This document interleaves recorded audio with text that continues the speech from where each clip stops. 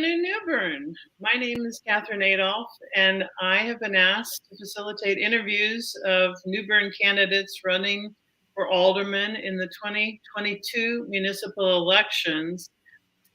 We have there are three of the six aldermanic wards that are contested races. They are wards 1, 2, and 6. The other three wards, 3, 4, and 5, are uncontested. Today, I'm going to be interviewing Hazel Royal, who is running to be alderman in New Bern's second ward.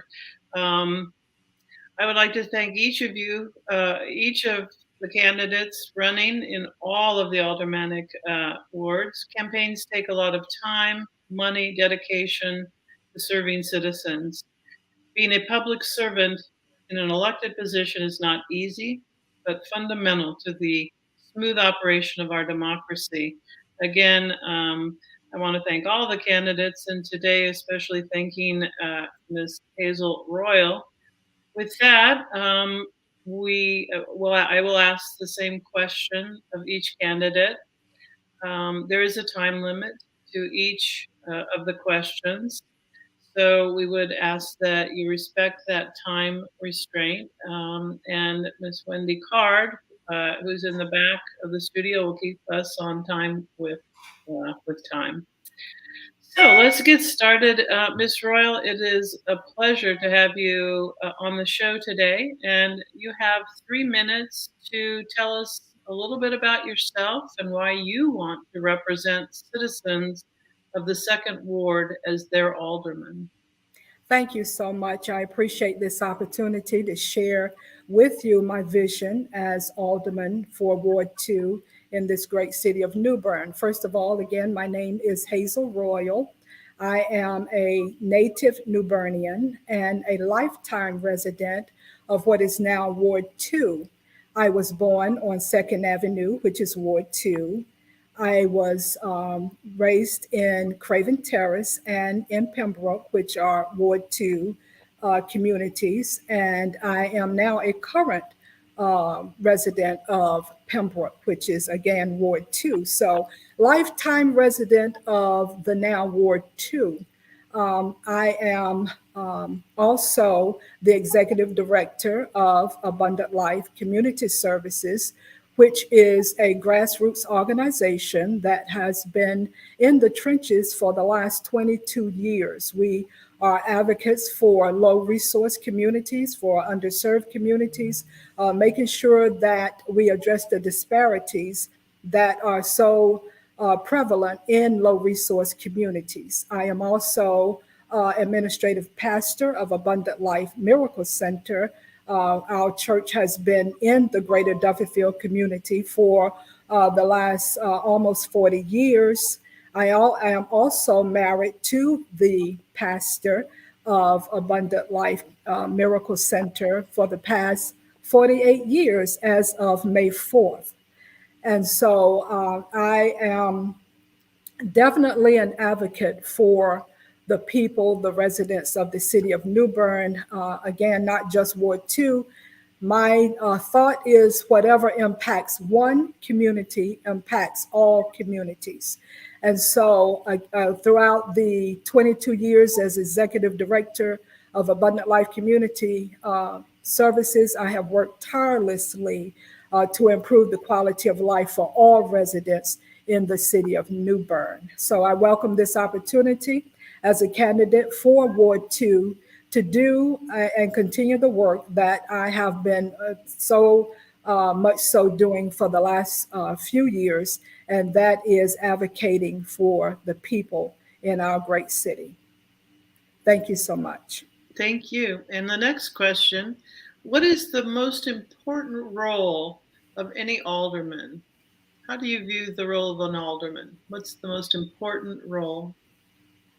I believe the most important role of an alderman or any city government leader, and that is to represent the will of the people. It is the people that elect all government people to office, and I believe that that becomes the responsibility of those electors who put us in office to represent their will. I believe, again, that's the most important role, to engage the residents, to hear the voice of the residents, and then give the residents an opportunity to have a seat at the table by representing their voice. Thank you. Question 3, what are the top 3 issues of importance, in your view, facing Ward 2? Thank you. That's a very good question. I think that the top 3 issues that face Ward 2 are issues that are common in most of the communities throughout the city of New Bern. I think that the first issue, again, is community engagement. Every resident within our city, specifically Ward 2, has a right to hear their voice heard. That is one of the issues, is the lack of having representation within the city. Again, another issue, of course, which is prevalent among all of the communities in our city, and that is affordable housing. Another issue, again, is that community engagement piece. Not only just community engagement, affordable housing, but also, again, making sure that every voice is heard. I believe that if we engage residents and then we allow the will of the people to be what guides us in office, I believe that that will cover just about every territory or every issue in Ward 2. As a resident of the Pembroke community, I believe that there's a common thread, again, throughout all the communities, and that is with Ward 2 in Pembroke is infrastructure, housing. Those are key issues, and other issues such as cleaning out the ditches, and as I have engaged the residents throughout the community, again, I'm finding that just about all of us have the same issues that Ward 2 has within other communities as well. But yes, I believe that community engagement is paramount. I believe that housing is paramount. And I believe that, again, allowing the voice and the will of the people to be heard in our city is a huge issue. Thank you. And this is almost a follow-up to question 3, but question 4 is, how do you intend to represent the diverse needs of Ward 2 equitably? There are multiple communities. There may be similarities, there may be differences amongst people's points of view. So how will you represent the diverse needs of the ward equitably? I think that, Ms. Kathy, you said the key word, there may be differences. When we talk about communities that comprise Ward 2, we cannot have a cookie cutter response to the issues that are prevalent among the various communities. That's why I say that we should engage the residents. Again, as a resident of Pembroke, I am well aware of what Pembroke needs. Well, what Pembroke needs may not necessarily be what the community of Southgate needs, which is another community in Ward 2. I believe, again, that there should be town hall meetings. I believe that there should be engagement, that we can hear the concerns of every community that comprises Ward 2, and then give a response to those issues.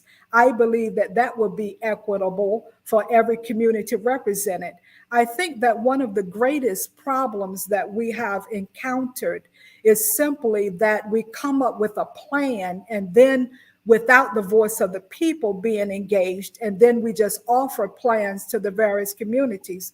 Again, if a community is not facing an issue with infrastructure, then their issue may be something else. So we should talk to the people, engage the people, see what the issues are, and to make sure that our response is conducive to make sure that every community is represented every issue is heard, and that every community has a response to their various issues instead of just having a blanket plan and then not giving people an opportunity to say, okay, we need this, but we don't need that, or we need housing, or we don't need the other. So yes, engaging the community, I believe, will be the key to equitable distribution for every community that's represented in Ward 2. Thank you. Question 5, changing topics a little bit, but many citizens throughout the city of New Bern have seen a disproportionate allocation of city resources and advocacy for the downtown central business district. Do you think that is an accurate perception for people to hold? Again, you said the key word perception. Perception holds true with every person and how they view things. I believe that according to the perception of the community as a whole, that is an accurate perception.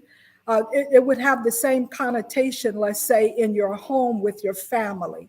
If you have a child that you favor above another child, the perception might not be real, but yet in the eye of the person viewing it, it is real. And so, yes, I believe that perception is accurate. I believe that when you have a community that feels they're not getting their fair share, and they're looking at other communities, whether it's downtown or whatever the communities might be, then it breeds distrust. It brings, again, a lack of transparency. It causes the community to be divided, and of course, it lends itself to social problems. Again, if one community is receiving more of this share than another community is. So yes, I believe the perception is real. I believe that, again, our city has a slogan that says everything comes together here. That slogan is not being realized. We're not seeing it being equitably produced in every community, because everything is not coming together here. As Alderman for Ward 2, I want to see that slogan not just being a brand, but I want to see it become a reality, that every community can receive its fair share of distribution, and not we just see it being focused on one particular area. So yes, perception, I believe, yes, I believe it's real. Thank you. Question 6. If a citizen calls you to complain about city services, how will you handle that call? I would handle that call by assessing whose responsibility it is for that particular complaint, get an assessment from the person who made the complaint, and then move forward to get a response to the complaint. And again, every department has its own responsibilities. So yes, we would have to direct attention for whatever the complaint is, to direct it to the appropriate department and follow through. I think that's another thing that's lacking also, is follow through. So yes, I think that's key to a correct response and making sure that all citizens' voices are being heard. Thank you. What is your plan to communicate with all the constituents in Ward 2? My plan to touched on this before, but it's a different way of asking the question. Yes, ma'am. We got to look at everything from every angle. Thank you. My plan, again, is to hold town meetings, to hear the voice of the people. Then we have to engage the people. And I don't think I can get around that word, community engagement. I believe, again, that is key to successful governance of the people, by the people, and for the people. And so to hold town meetings, to be boots on the ground, that is one thing for the past 35 years that I have done, is to seek inclusiveness, to make sure every voice is heard, that every person is valued. So to do that, we would have to engage people. I would have to, again, go to communities, talk with the residents there to make sure, again, that every voice is heard, that every issue is addressed, and then see how to bring it to the table with the Board of Aldermen to move forward and address every issue, that every need can be met. Great, thank you. Question 8. 6 aldermen and the mayor comprise the Board of Aldermen. Do you believe your job as an alderman is to fight only for your ward, or to be a member of a board that makes policy for the entire city of New Bern? I think that if you look at my track record, again, I have been inclusive for almost 40 years, not just advocating for a people, but for all people, to improve the quality of life for all people. Throughout the years as an advocate for residents in the city of New Bern, I have worked with everyone, and everyone deserves an improved quality of life. So yes, Ward 2, that is my ward. But again, I repeat, what impacts one impacts all. No one left behind. Everyone deserves a chance, again, for equitable distribution. Everyone deserves an enhanced quality of living. And so that encompasses every resident within the city of New Bern. Thank you. Question 9 is really a process question. Here's a little background on the question. The state of North Carolina municipal government was designed to have a strong city manager system, with the city manager running the city. So aldermen don't run the city manager does. The past 2 city managers were offered jobs by the Board of Aldermen without a national search, without a state search, which is standard practice for most municipalities. Negotiations took place for in-house employees, and then jobs were offered. The board then voted on the appointments in open session. Many citizens in our town have viewed these appointments as lacking transparency and a process which failed the city and failed to be a fair process to anyone who might have wanted to apply for those positions. Really the most important management job in our city. That it failed in fair process of bringing the best candidates across the nation, the state, or the city to be considered for the position. Would you agree or disagree with that? I believe, of course, that when we do not practice transparency, then transparency breeds distrust. A lack of transparency breeds distrust. Transparency is the foundation for any community to work together in leadership and community. So transparency must always be the foundation at everything that we do. When we fail to hear the voice and the will of the people, then we fail the people. When we fail to serve our citizens with the best representation in government, whether that process is through those avenues that you mentioned, through recruitment or through application, whatever the process may entail, when we fail to do that, again, we fail the people. And if we are representatives of the people, then we might have to make sure, again, that the people are engaged, that we offer the best government that we can to the people. And again, the best way to approach that is through transparency. And so, again, those are components that we have to have going forward. If we're going to build a community of partners and residents working collaboratively together, a community wherein government, again, is of the people, for the people, by the people. If we're going to build a community of trust, then there have to be foundational things that are set in place in order for us to move forward. If the community has the right to be involved in whatever the process is, then again, we have to voice the will of the people. And that must take precedence over everything that we do. Transparency has to be a part of everything that we do if we're going to move forward with a community, again, that is working collaboratively together with our government. Thank you.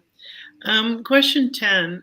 What should the relationship or role as an alderman in the second ward be with the mayor and with the city manager? Repeat that for me, please. What do you see? What should the relationship of yourself as Ward 2 alderman, as an alderman in the second ward, be with the mayor? What should the relationship? What is that relationship between the mayor and the alderman? And the second piece of that is the relationship between the alderman and the city manager. How would you see that those relationships looking? Again, whatever the relationship is, it should be one of transparency, whether it's through the mayor or whether it's through the city manager. Again, that is the only way we can move our city forward. There must be a commonality. We must know what the will of the people are. We must come together and we must work together collectively, whatever the office is, so that the will of the people can be exercised. Somehow we have a tendency to forget the people, but it is the people that elect us. It is the people that trust us. It is the people that are holding us to the platform that we present during our candidacy. It is the people that represent the city, and whatever the form of government, whatever the title, the role is, again, the will of the people must take precedence over anything else. So working with the mayor, working with the city manager, working collectively with the board of aldermen, whatever the role is, I repeat, there must be a collective, transparent relationship with every person in city government in order to carry out the will of the people. Thank you. And to conclude the show, you will have 4 minutes for closing remarks. So this is your time to let the citizens of New Bern know why you should be the next alderman in the second ward. Thank you so very much. Again, my role as alderman of the second ward is to make sure that every voice is heard. That is the slogan I'm running under, your voice for action. We need in our city outcomes. There are a lot of promises that are made, again, when we're running for office, but I have a proven track record for almost 40 years of community engagement. I have a proven track record of being boots on the ground, being in the trenches, engaging the people, working through Hurricane Florence with disaster recovery, working with the Red Cross, working with the health department, addressing the health disparities. I have been involved in just about every level with organizations within our city. Again, I love to make mention of the fact that we just launched a resource hub within the city of New Bern to work with the residents within the city to address all of these issues, whether it's health care or whether it's economic or whether it's family issues. We want the needs of the people to be served. And so through the resource hub, we have almost 20 agencies that are working collaboratively to make sure that we can improve the quality of living for all residents. As far as my community and my ward of Ward 2, the issues that face us, I'm well aware of, be it infrastructure. We always said we deserve equitable distribution with our tax dollars, that our tax dollars should be spent and that it should improve the quality of living. And so as alderman for Ward 2, it would just give me another platform to do what I've been doing almost these 40 years, and that is advocating for the residents of our city, bringing forth inclusiveness, diversity, equitable distribution. That is what I've done for all of these years. The Board of Aldermen would give me another platform to advocate from a different area to again move our community forward, to honor the will of the people, to engage the people, and to make sure that all residents of our city, the needs are met, and that for real, everything will come together here, no matter what the economic background might be, no matter what the gender, no matter what the ethics, no matter what exists, everything really should come together. And that's what collaboration will produce. As I said, on the Board of Aldermen for Ward 2, and I appreciate your vote. Thank you so much. I would like now to thank New Bern Now Managing Editor and Business Owner Wendy Card for providing this opportunity to the citizens of New Bern to hear the platforms of the three candidates in Ward 2, Jameesha Harris, Jennell Reddick, and today Hazel Royal. We thank all of these wonderful people for putting themselves out to the community. Well, Kathy, I just have to say thank you for doing all of these interviews. I couldn't do it without you. My pleasure. And Hazel Royal, thank you for participating and for running for office. I feel that everyone needs to get out and vote, whoever they vote for, but that's a tough job, and appreciate you for putting your hat in the ring. So thank you so much for this opportunity. I appreciate it. Yes, ma'am. All right. Thank you all. Thank you everyone for watching. We hope you all have a great day and enjoy the weekend. So thank you. All right. Take care. Bye-bye. Thank you. Bye-bye. Woo!